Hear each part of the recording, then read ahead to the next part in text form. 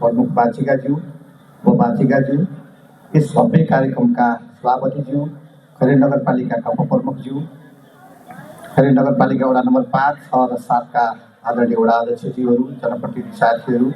यहाँ मैले देखिरहेको छु, मैले अत्यन्त आदर गर्ने अभिभावकज्यूहरू, विभिन्न सङ्घ संस्थाका प्रतिनिधिज्यूहरू, यहाँका विभिन्न समिति उपसमितिका आदरणीय व्यक्तित्वहरू, विद्यालय व्यवस्थापन समिति, पुल विकास लगायतका विभिन्न सङ्घ संस्थाका प्रतिनिधिहरू, आमा समूहका प्रतिनिधिहरू, सम्पूर्ण उपस्थित पत्रकार मित्र, उपस्थित सबैलाई सम्बोधन यथोचित हार्दिक नमस्कार प्रणाम गर्न चाहन्छु र विशेष म यो कार्यक्रमको आयोजक समितिलाई विशेष धन्यवाद व्यक्त गर्न चाहन्छु। तपाईहरु बिहानदेखि नै खट्नुभयो, अझ 2-4 दिन अगाडिदेखि नै खट्नुभयो हाम्रो आफ्नो गाउँमा सबैलाई जोड्नका लागि। हामी यो कार्यक्रम एउटा महायज्ञ मात्रै होइन, यो कार्यक्रममा हामी थारू संस्कृतिका, गुरुङ संस्कृतिका, बाहुन संस्कृतिका सबै व्यक्तिहरू एकै ठाउँमा जोडिएर अहिलेको बेलामा कोही हामी एउटा पार्टीको प्रचार गर्न जान्छौँ, कुनै एउटा संस्थाको मात्रै प्रचार गर्न जान्छौँ, सबैलाई जोड्न सक्ने एउटा धार्मिक कार्यक्रम यो, यसको आवश्यक छ। जतासुकै व्यथितिको बेला छ, लागु छ, दुर्व्यसनीको कुरा छ, हिंसाका कुराहरू छन्, चोरी डकैतीका कुराहरू छन्, राज्यमा विभिन्न किसिमका उथलपुथल भएको छ। यी सबै सन्दर्भमा हामी नेपालीको मन जोड्न आवश्यक छ। जब मन जोड्न सकिएन भने हामीले बाटो जोडेर, पुल जोडेर, मन्दिर जोडेर त्यसको कुनै पनि अर्थ रहँदैन। त्यस कारणले यो मन जोड्ने कार्यक्रम, यो भव्य कार्यक्रम, हुन त यो यस्ता किसिमका कार्यक्रम नेपाल सरकारले अथवा स्थानीय सरकारले आफैले आयोजना गर्न मिल्दैन। आफैले आयोजना गर्नका निम्ति विभिन्न यसका कानुनी प्रावधानहरू छन्, तर यस्ता सङ्घ संस्थाहरूले यो कार्यक्रम आयोजना गरेर एउटा समाजलाई एउटा फिटकिरीको काम, एउटा समाजलाई सुधार गर्ने कामको रूपमा, एउटा मेडिसिनको रूपमा यसले लिएको छ। म विशेष आभार प्रकट गर्न चाहन्छु, धन्यवाद व्यक्त गर्न चाहन्छु। हामी समाजमा रहेका विभिन्न तह र तबकाका व्यक्तिहरूले चाहिँ यस्ता किसिमका सङ्घ संस्थाहरूमा प्रहरीले गर्ने काम, धार्मिक व्यक्तिहरूले गर्ने काम, पुजारीले गर्ने काम, मिस्त्रीले गर्ने काम, शिक्षकले गर्ने काम, किसानले गर्ने काम, सबैले आफ्नो क्षेत्रबाट काम राम्रो गर्न सक्यो भने एउटा चाहिँ सिभिलाइजेसन र सभ्य समाजको निर्माण हुन्छ। र यो सभ्य समाजको निर्माणका निम्ति हामीले महिला हिंसा अन्त्य गर्नका निम्ति, लागु दुर्व्यसनीको अन्त्य गर्नका निम्ति, विशेष गरेर भ्रष्टाचार रोक्नका निम्ति हाम्रो जीवन के हो, हाम्रो जगत के हो, हामी यो संसारमा किन आयौँ र हाम्रो काम कर्तव्य के हो, हाम्रा धर्म संस्कृति रीतिरिवाज र चाडपर्वहरू के हुन्, हाम्रो यो यज्ञको अर्थ के हो, यस्ता किसिमका धेरै विषयमा यो श्रीमद् भागवतबाट चाहिँ महापुराणबाट जुन किताबमा लेखिएको कुरा ज्ञानबाट हामीले प्राप्त हुन्छ, त्यो नै सबभन्दा ठुलो संसारको ज्ञान हो। संसारमा धेरै पुराणहरू छन्, गीताहरू छन्, बाइबलहरू छन्, तर हाम्रो सबभन्दा चाहिँ ठुलो चाहिँ भनेकै नै यो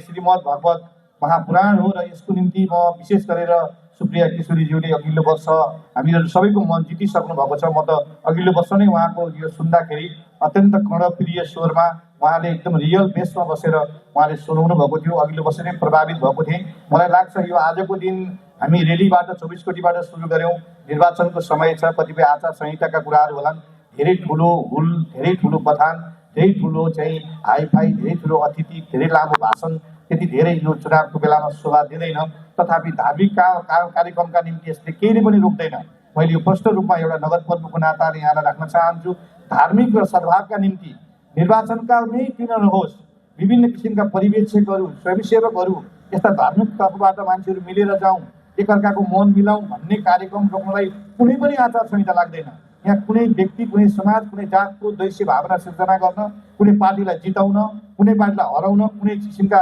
ढङ्गबाट चाहिँ अपग्रेड गर्नका निम्ति चाहिँ आचार संहिता लाग्छ। तर सबै मिलौँ, सबै जात जाति, भाषा र संस्कृति मिलौँ, आत्मालाई शुद्ध बनाऊ र सुन्दर मनले काम गरौँ भन्नका निम्ति कुनै पनि आचार संहिता नलाग्ने हुनाले यो कार्यक्रम मैले विशेष गरेर म यहाँलाई भन्न चाहन्छु, धेरै साथीहरू हुनुहुन्छ हामीसँगै सङ्घ संस्थामा काम गरेका, हामीसँगै सर्वजनीयमा काम गरेका, हामीसँगै रेड क्रसमा, उद्योगवाणी सङ्घमा, खानेपानीमा सङ्घ संस्थामा काम गरेका दाजुभाइहरू हुनुहुन्छ। हामी त्यही मध्येबाट नै हामी यो नगर प्रमुख वडा अध्यक्ष हुन आयौँ। यहाँहरूले निर्वाचित गराएर पठाउनु भएको व्यक्ति हो, हामी कुनै प्रशासक होइनौँ, हामी कुनै त्यस्तो किसिमको मार्फत वास्तवमै भन्ने हो भने त्यस्तो धार्मिक कार्यक्रममा कुनै अतिथि भन्ने हुँदैन। हामी सबैको मनले भगवान नै हाम्रो लागि प्रमुख अतिथि हो। त्यस कारणले त्यो भगवानको प्रमुख आतिथ्यमा हुने यो कार्यक्रममा हामीले आफ्नो मनलाई, सामान्य घटी कमजोरीहरू हुन सक्छन्, सामान्य कतिपय चित्तहरू दुख्न सक्छन्, अन्य कार्यक्रममा भए चित्त दुखाउन जायज हुन सक्छ आफ्नो अधिकारको निम्ति। तर धार्मिक कार्यक्रममा जो जति दाजुभाइहरू लाग्नु भएको छ अत्यन्त सराहनीय छ। तपाईँहरूको आज यो शुभारम्भ मात्र हो, मलाई लागेको छ, म झलझल्ती देखेको छु। अस्ति खैरे नगरपालिका 13 नम्बरको हनरीको कार्यक्रम पनि उद्घाटन गरेर फर्किँदै गर्दा त्यो कार्यक्रमको भोलि पछि कस्तो भयो होला भनेर चिन्ता लागेको थियो। तर एक दिन हुँदै 2 दिन हुँदै एउटा यस्तो किसिमको माहौल आयो, त्यो धार्मिक कार्यक्रममा मनहरू जोडिए, नाच्ने गाउने, पकाउनेले पकाउने, खानेले खाने, कथावाचक वाचिकाले वाचन गर्ने, अरूले सुन्ने, त्यसपछि दान दिनेहरूले दान दिने एउटा भव्य माहौलको सिर्जना भयो। यो म यहाँलाई विशेष आग्रह अनुरोध गर्न चाहन्छु, यसलाई अझ जोडौँ, अझ ठाउँ ठाउँमा यसको खबर पुऱ्याउँ। आज बिहान मात्रै मैले कठारमा पनि यो कार्यक्रमको बारेमा चर्चा गरेको थिएँ र यो कार्यक्रम आज भोलि पर्सि हुँदै कर्मश अत्यन्त व्यवस्थित, अत्यन्त हार्दिकता, अत्यन्त रमणीय भएर यो कार्यक्रम अगाडि बढोस्, चलोस् र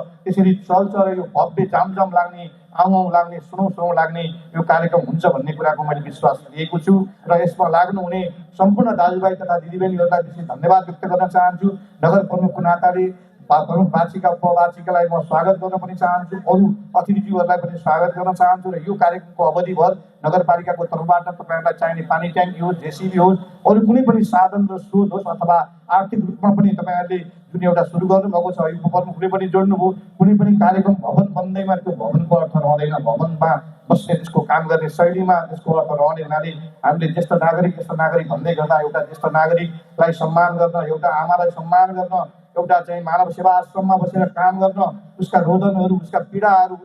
उसका शरीरबाट फालेका फोगरहरूलाई सफा गरेर मन शुद्ध गराउनका लागि पहिलो आफ्नो मन पवित्र चाहिन्छ। त्यो सबैले आफ्नो मन पवित्र गरौँ र यो दुर्गा मन्दिरमा सुरु गर्ने जो ज्येष्ठ नागरिकको लागि त्यही सुरु गर्ने हो भने पनि नगरपालिका त्यसको निम्ति भौतिक र आर्थिक रूपमा सहयोग गर्न तयार छ र यसलाई एउटा धार्मिक पर्यटकीय क्षेत्रको रूपमा जोड्नका निम्ति हामीले कुम्रोज कङ्काली चाहिँ एउटा पर्यटन मार्गको निम्ति घोषणा गर्ने अघि नै पहिलो साल 79कै प्रारम्भमै हाम्रो विद्युत कार्यक्रममा आइसकेको हुनाले अब हाम्रो चाहिँ 13 नम्बरमा रहेका मठ मन्दिर हुँदै, यहाँको कृष्ण मन्दिर हुँदै, यो दुर्गा मन्दिर हुँदै यहाँबाट कङ्कालीकोटको मन्दिरसम्म विशेष धार्मिक पर्यटन क्षेत्र निर्माण गर्नेछौँ र तपाईँहरू सम्पूर्ण आमा दाजुभाइ दिदीबहिनीहरू खैरे नगरपालिकाको जनप्रतिनिधि भएर काम गर्ने मौका दिनुभयो र आज हामीले व्यवस्था सङ्घ संस्थाहरूलाई प्रत्यक्ष रूपमा किन धेरै सहयोग गरिरहन सकेको छैनौँ भने सहयोग त हामीले प्रशस्त गरेका छौँ, तैपनि हाम्रा खोला नालाहरूका तटबन्धनहरू, बाटोघाटोको निर्माणहरू, विद्यालयका भवनहरू, विभिन्न किसिमका चाहिँ वडा कार्यालयका भवनहरू लगायतका